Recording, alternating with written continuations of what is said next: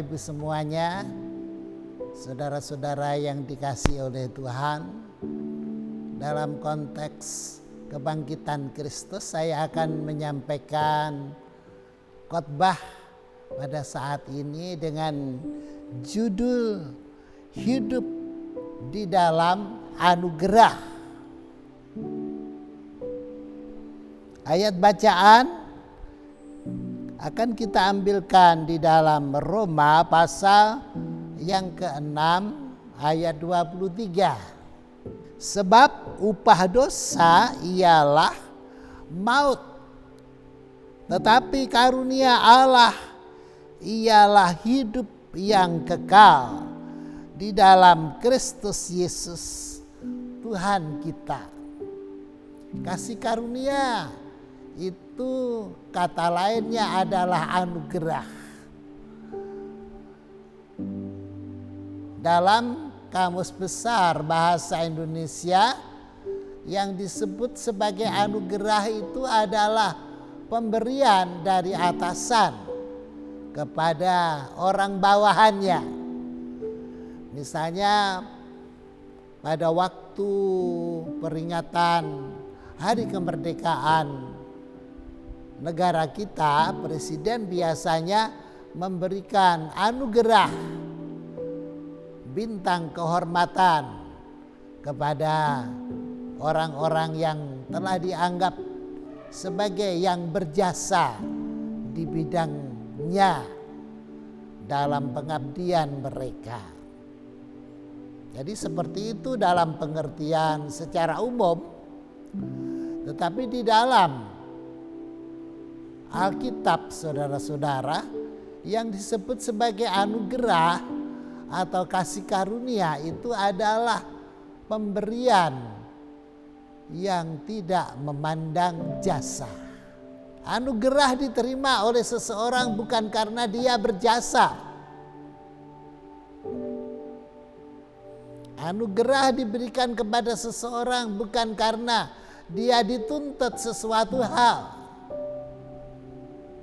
Bukan karena dia sudah memberi atau bukan karena dia harus memberi. Jadi anugerah itu di dalam Alkitab adalah pemberian tanpa memandang jasa. Saudara-saudara sekalian, kita mau belajar misalnya di dalam kehidupan Nabi Nuh yang tertulis di dalam kitab Kejadian pasal 6 ayatnya yang ke-8. Itu perikopnya berjudul kejahatan manusia. Jadi ketika itu manusia melakukan kejahatan di hadapan Tuhan. Kejahatannya itu adalah disebutkan di dalam ayat yang keempat, bahwa mereka manusia itu mengambil siapa saja yang dikehendakinya. Ketika manusia itu mulai bertambah banyak jumlahnya di muka bumi, dan bagi mereka lahir anak-anak perempuan, maka anak-anak Allah melihat bahwa anak-anak perempuan manusia itu cantik-cantik. Lalu mereka mengambil istri dari antara perempuan-perempuan itu siapa saja yang disukai mereka. Berfirmanlah Tuhan, rohku tidak akan selamanya tinggal di dalam manusia, karena manusia itu adalah daging, tetapi umurnya akan 120 tahun saja.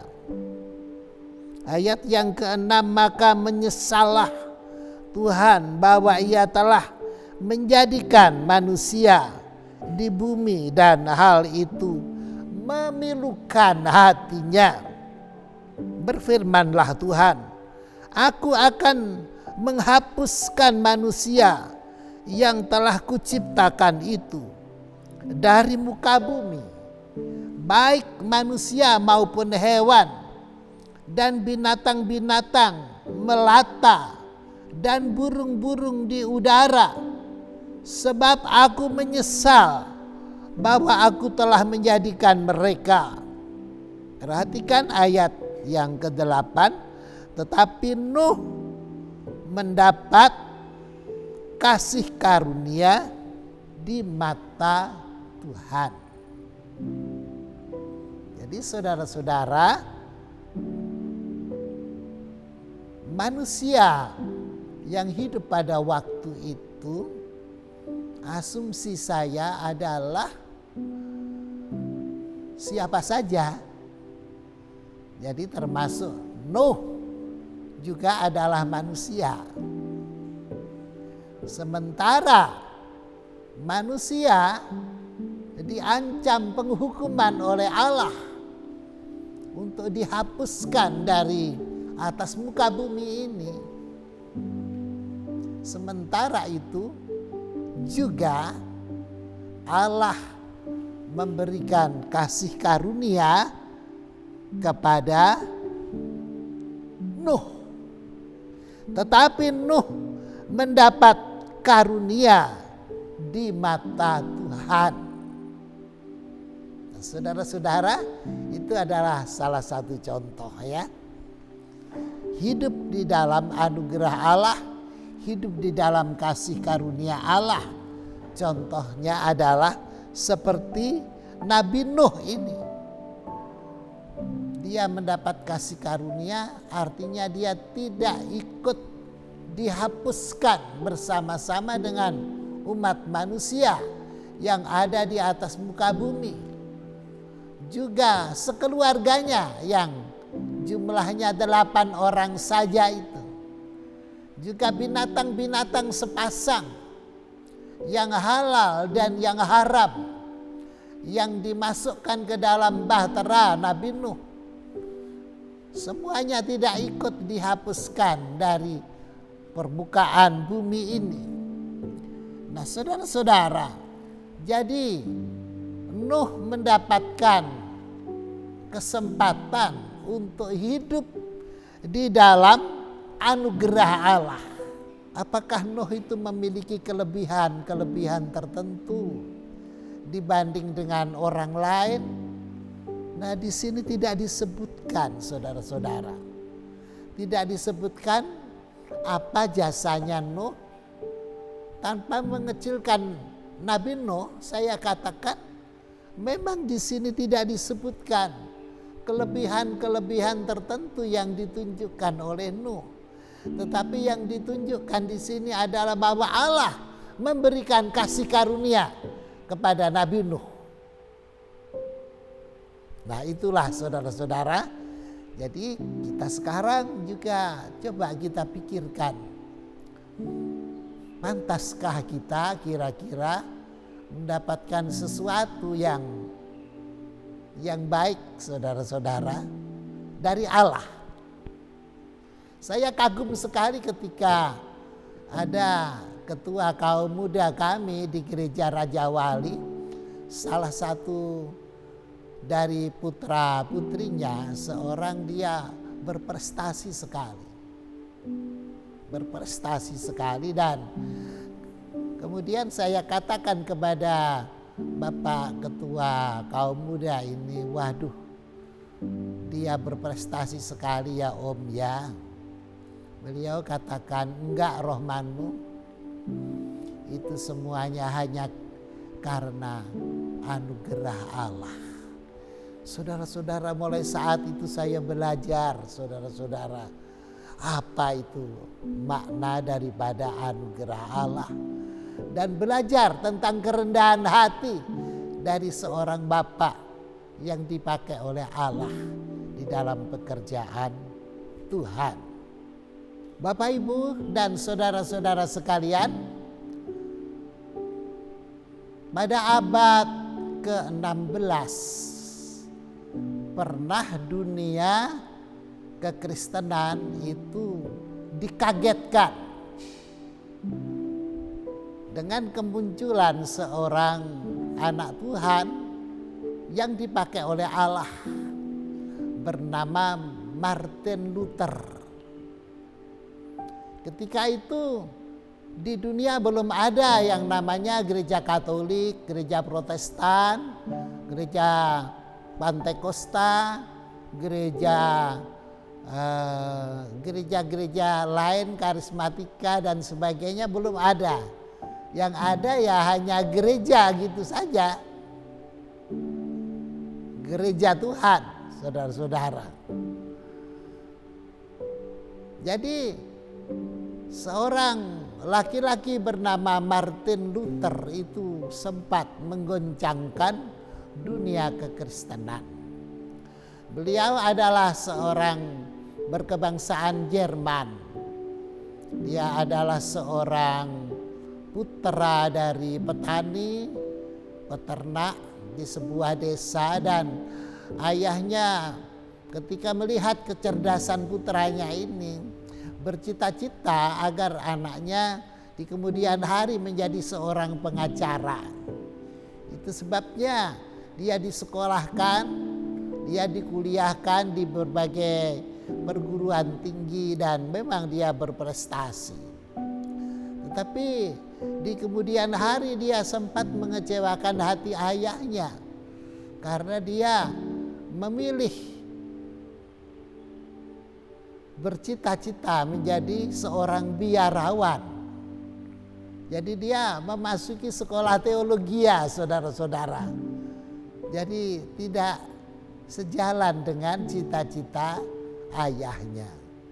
Dia masuk sekolah teologi dan dia kemudian ditahbiskan menjadi seorang rahib, seorang imam, dan dia menjadi seorang biarawan dengan ketentuan-ketentuan yang banyak pada zaman itu, saudara-saudara.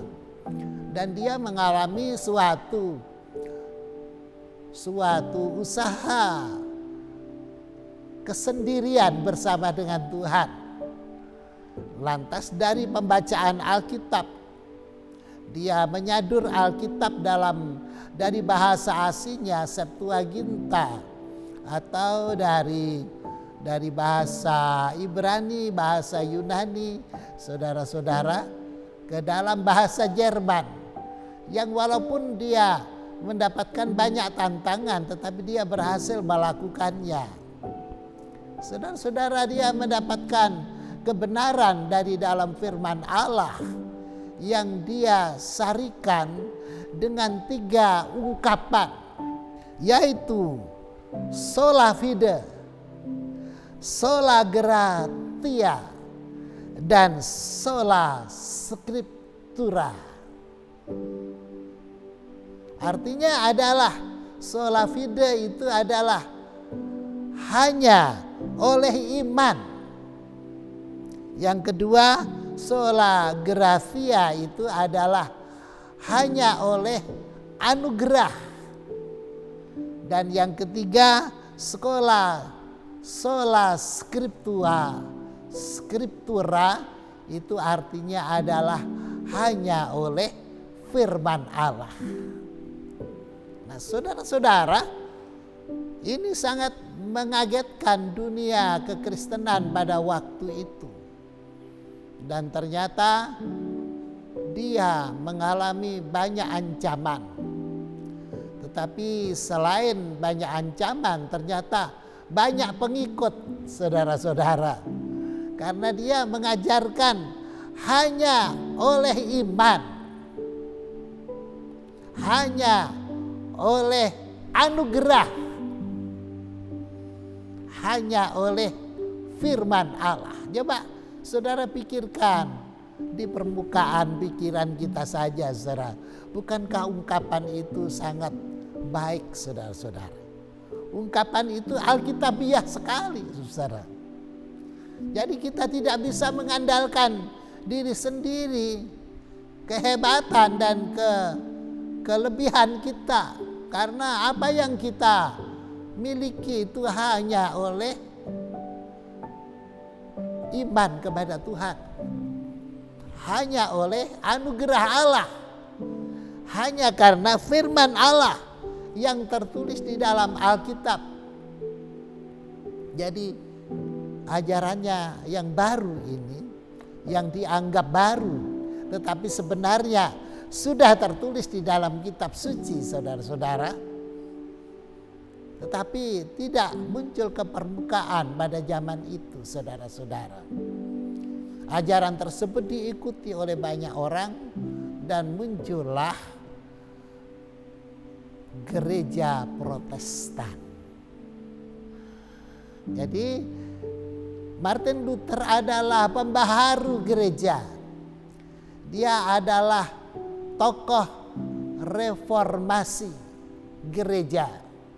Nanti di negeri-negeri lain ada yang mengikuti seperti Zwingli dan lain-lainnya. Saudara-saudara, jadi Martin Luther sekali lagi adalah tokoh reformasi gereja. Jadi seakan-akan gereja itu dikembalikan kepada proporsi yang semestinya. Gereja yang pada waktu itu mengalami kemunduran, kemudian mengalami kebangkitan kembali.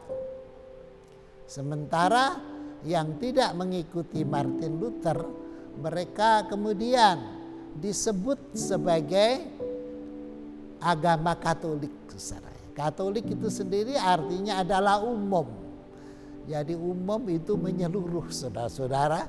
Sedang Protestan itu adalah dianggap sebagai orang-orang yang protes, begitulah kira-kira, yang memisahkan diri. Jadi saudara-saudara, hanya oleh anugerah.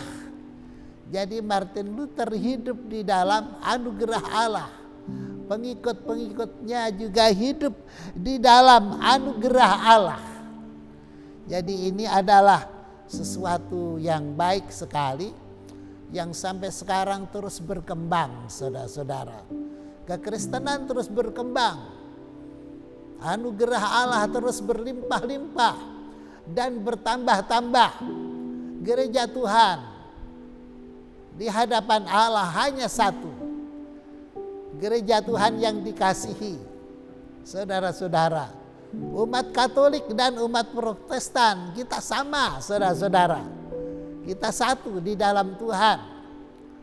Dan juru selamat kita adalah Tuhan Yesus Kristus. Kita tetap bersatu, kita tetap bergandeng tangan dan sama-sama menghargai anugerah Allah ini. Mari kita semua hidup di dalam anugerah Allah. Karena kalau bukan karena anugerah Allah, kita tidak bisa ada sebagaimana kita ada saat ini. Seperti Rasul Paulus mengatakan bagaimana di salah satu ayat yang ditulisnya. Tetapi aku yang ada sebagaimana ada saat ini adalah hanya karena anugerah Allah. Dan anugerah Allah itu yang ada padaku itu telah bekerja lebih keras. Kasih karunia atau anugerah Allah itu membuat aku bekerja lebih keras daripada yang lain. Tetapi bukan aku, melainkan kasih karunia atau anugerah itu. Jadi bagi anggota-anggota gereja yang kesenangannya itu bekerja buat Tuhan, itu sebenarnya adalah orang-orang yang sedang menerima anugerah Allah. Semakin besar anugerah yang diterima oleh anggota gereja, oleh orang Kristen, semakin banyak juga yang dikerjakannya. Karena anugerah Allah itu bekerja begitu rupa untuk kemuliaan nama Allah di dalam Tuhan Yesus Kristus. Saudara-saudara sekalian, berikutnya kita akan melihat di dalam Alkitab tentang hati nurani yang baik. Dan kemudian kita akan mendahului dengan pembacaan dalam kitab Yeskiel pasal yang ke-36. ayatnya yang ke-26. Kamu akan kuberikan hati yang baru dan roh yang baru di dalam batinmu, dan aku akan menjauhkan dari tubuhmu hati yang keras, dan kuberikan kepadamu hati yang taat. Rohku akan kuberikan diam di dalam hatimu, dan aku akan membuat kamu hidup menurut segala ketetapanku dan tetap berpegang pada peraturan-peraturanku dan melakukannya. Saudara-saudara, ini adalah sabda Allah yang ditulis oleh Nabi Hesekiel. Nabi Hesekiel adalah seorang nabi yang ikut di dalam pembuangan. Ketika bangsa Israel jatuh dalam penyembahan berhala, maka Allah mengutus bangsa kafir untuk menghancurkan Yerusalem dan bait Allah. Dan Tuhan mengizinkan bangsa Israel itu diboyong pergi ke daerah Mesopotamia untuk menjalani masa pembuangan selama 7 tahun. Yang tertinggal di Yerusalem dan sekitarnya hanya orang-orang yang lemah saja. Orang-orang yang lemah, orang-orang yang tua, orang-orang yang tidak berdaya. Sementara orang-orang yang kuat, para cendekiawan dibawa pergi oleh bangsa Babilonia, saudara-saudara. Nabi Yeremia mendampingi bangsa yang tertinggal dan yang menderita di Yerusalem. Sedang Nabi Yeskiel mendampingi bangsa yang dibuang ke negeri asing itu di antara rakyat jelata. Sementara Nabi Daniel dia melayani di istana raja. Saudara-saudara, jadi inilah Nabi Yeskiel yang tadi ungkapan firman Allah yang ditulisnya dan disampaikannya kepada bangsa Israel pada waktu itu sudah kita baca tadi. Yang dalam terjemahan lama dikatakan, aku akan membuang daripadamu hati batu dan akan kuberikan kepadamu hati daging. Begitu dalam terjemahan lama. Jadi dengan kata lain saudara-saudara, hati daging, hati baru, hati nurani yang baik itu adalah anugerah dari Allah. Memang benar kemudian bangsa Israel yang di tempat pembuangan itu akhirnya bertobat mereka. Mereka menjadi orang-orang yang tulus hatinya, yang menyesali dosanya dan berbalik dari kesalahannya. Dan mereka kemudian dipulangkan oleh Raja Darius ke negerinya di Yerusalem. Saudara-saudara, pada zaman sekarang juga saudara-saudara, kita pun harus mengucapkan syukur kepada Allah kalau kita diberkati dengan hati yang baru, saudara-saudara. Hati yang baru ini adalah anugerah Allah. Oleh sebab itu ada nyanyian yang digubah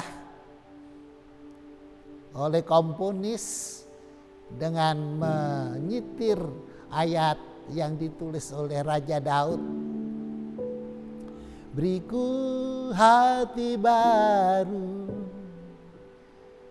ya Allah, dan bangkitkan rohmu dalamku.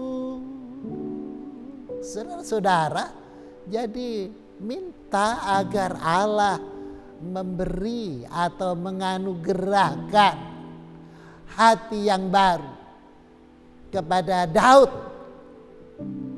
Karena Daud pada waktu itu sepertinya dia merasa mempunyai hati sebagai hati yang lama atau hati yang buruk. Dan kepada Allah dia minta dianugerahi hati yang baru. Kita pun sekarang juga punya kewenangan untuk berbuat demikian, saudara-saudara. Kita memohon kepada Allah hati yang baru. Saya suka berdoa demikian, saudara-saudara. Tuhan, tolonglah saya agar aku mampu menjaga hatiku. Tetapi seandainya aku tidak mampu menjaga hatiku, aku percaya Engkau sanggup menjaga hatiku. Saudara-saudara, jadi akhirnya kita pulangkan semuanya kepada Allah. Dan puji Tuhan, saya mengalami bagaimana Allah menjaga hatiku, saudara-saudara. Nah, saudara-saudara sekalian, jadi hati yang baru itu adalah anugerah Allah. Sebab itu kita tidak boleh membanggakan diri apabila kita menjadi orang yang memiliki kelebihan-kelebihan tertentu, saudara-saudara. Karena kita faham benar bahwa itu semuanya adalah hanya karena anugerah Allah saja. Nah, puji nama Tuhan. Saudara-saudara, Nabi Yehezkiel yang tadi telah kita bicarakan, dia juga menyampaikan nubuat kepada bangsa Israel di pembuangan yang dia tuliskan di dalam kitab Yehezkiel pasal 37 yang judulnya adalah Kebangkitan Israel. Di sana dia bersaksi bahwa pada suatu hari rohnya dibawa oleh Allah naik ke sebuah bukit. Kemudian dia melihat di bawah bukit itu tulang-tulang yang sedang berserakan. Lalu Allah berfirman, Yehezkiel, dapatkah tulang-tulang ini dihidupkan kembali? Dan Yehezkiel menjawab, engkau saja yang tahu ya Allah. Lantas Allah berfirman, sekarang berbicaralah kepada tulang-tulang ini supaya mereka hidup kembali. Saudara-saudara, apa yang terjadi setelah Yehezkiel menubuatkan firman Allah kepada tulang-tulang kering itu? Sesungguhnya tulang-tulang itu kemudian menyusun diri mereka menjadi kerangka-kerangka manusia dalam jumlah yang sangat banyak. Dan kemudian Allah menumbuhkan otot-otot dan daging serta kulit pada kerangka manusia itu. Dan Allah menghembuskan nafas kepada mereka sehingga mereka menjadi manusia yang hidup. Bahkan menjadi suatu kumpulan bala tentara yang kuat sekali. Jadi Allah berkuasa menganugerahkan kehidupan kepada tulang-tulang yang sudah kering sekalipun. Kita kagum kepada kuasa Allah dan kita harus memuji namanya. Dan untuk menutup khotbah pada saat ini, saudara-saudara, saya ajak Anda membaca di dalam kitab atau surat Efesus pasal 2 ayat yang ke-8. Sebab karena kasih karunia kamu diselamatkan oleh iman. Itu bukan hasil usahamu, tetapi pemberian Allah. Jadi kalau saudara-saudara dan saya nanti masuk surga, kita diselamatkan, itu bukan karena perbuatan kita loh. Jangan lupa, jangan ada yang memegahkan diri dengan berkata, habis saya orangnya baik, ya tentu saja masuk surga, soalnya saya selalu suka berbuat baik. Nah saudara-saudara, tidak bisa masuk surga itu hanya karena anugerah Allah. Itu sebabnya pada ayat pertama tadi telah kita baca bahwa upah dosa adalah maut, tetapi anugerah Allah adalah hidup kekal di dalam Kristus Yesus Tuhan kita. Mari saudara-saudara kita hidup di dalam anugerah. Jangan kita keluar daripadanya. Tetap di dalam lingkaran anugerah. Anugerah yang diberikan oleh Allah kepada kita orang berdosa dan lemah belaka ini. Diberikan di dalam namanya Tuhan Yesus Kristus. Akhirnya segala pujian, hormat, kuasa dan kemuliaan hanya bagi Bapa di sorga, sekarang dan selama-lamanya, di dalam namanya Tuhan Yesus Kristus. Puji Tuhan, haleluya.